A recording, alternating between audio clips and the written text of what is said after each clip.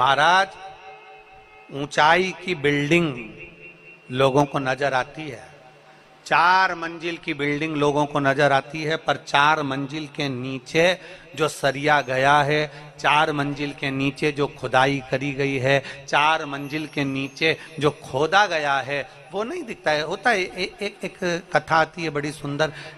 एक भिखारी सोच लिया मुझे सम्राट बनना है।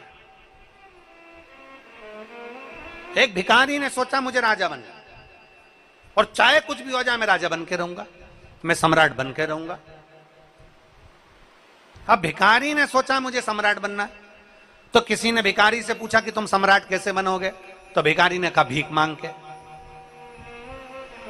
अरे भिखारी, भीख मांगकर कोई सम्राट बनता है क्या? पर मुझे बनना है। भिखारी ने चौराहे के पास में अपनी चादर बिछाई फटी हुई और बैठ गया भीख मांगने के लिए। भीख मांगता रहा, मांगता रहा, मांगता रहा, मांगता रहा। 10 साल, 15 साल, 20 साल, 25 साल, 30 साल, 40 साल भीख मांगता रहा, मांगता रहा, मांगता रहा, मांगता रहा।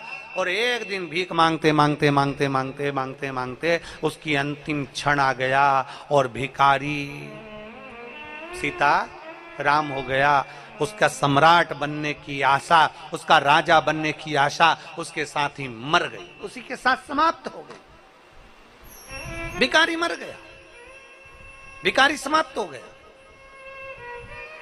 अब गांव के लोगों ने देखा, नगर के लोगों ने देखा कि भिखारी मर गया। भिखारी का कपड़ा फेंक दिया, भिखारी की चादर फेंक दी, भिखारी का सामान फेंक दिया। अब जिस जगह पर भिखारी सोता था, जिस जगह पर भिखारी पड़ा रहता था चौराहे पर, वो भिखारी ने उस जगह को इतना गंदा करके रखा था, इतना गंदा करके रखा था कि उसमें बदबू आ रही थी। अब बदबू आ रही थी तो उन्होंने तुरंत खुदाई वाले को बुलवाया और खुदाई करने के लिए कहा कि ये जमीन का ये टुकड़ा भिखारी बैठता था, इसमें बदबू आ रही, गंदगी हो रही है, इसने इतनी गंदगी कर दी, इसको उखाड़ दो, इसको फेंक दो, उठा फेंको इसको।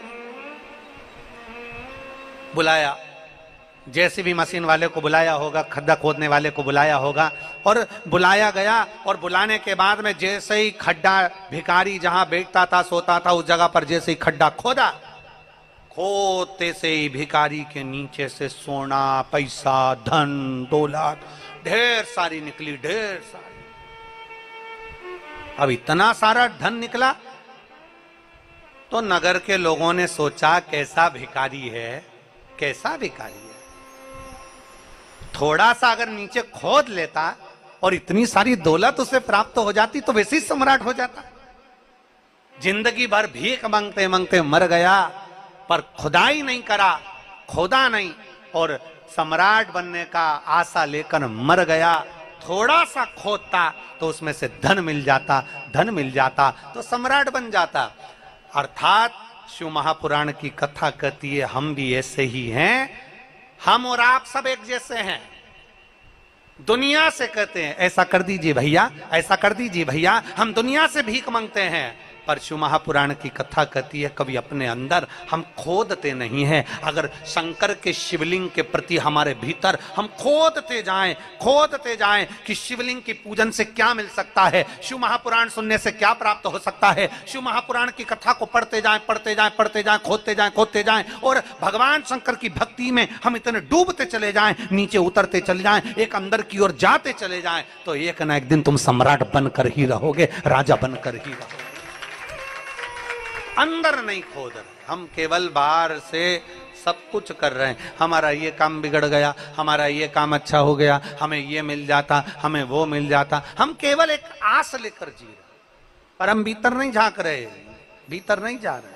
थोड़ा सा खोदिए अपने भीतर, थोड़ा सा खोदिए अपने अंदर, थोड़ा सा जाइए शिव महापुराण के भीतर, थोड़ा सा प्रवेश करिए शंकर की कथा के भीतर, थोड़ा सा प्रवेश करिए शिवालय के भीतर, थोड़ा सा प्रवेश करिए भगवान शंकर के अनुमोदन के भीतर।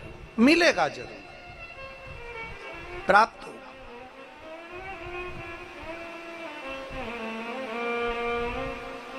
और मैंने तेरे ही भरोसे बाबा, तेरे ही भरोसे हवा बिच उड़ती जावांगी, बाबा डोर हथो छड़ी ना मैं कटी जावांगी। भोले मैं तेरी पतंग, शंभो मैं तेरी पतंग, हवा बिच उड़ती जावांगी, बाबा डोर हथो छड़ी मैं कटी जावांगी। हम अपने भीतर नहीं खोद रहे हैं, हम अपने भीतर नहीं झांक रहे हैं, हम अपने भीतर नहीं जा रहे हैं। थोड़ा सा प्रवेश करें, थोड़ा सा जाने का प्रयास करें।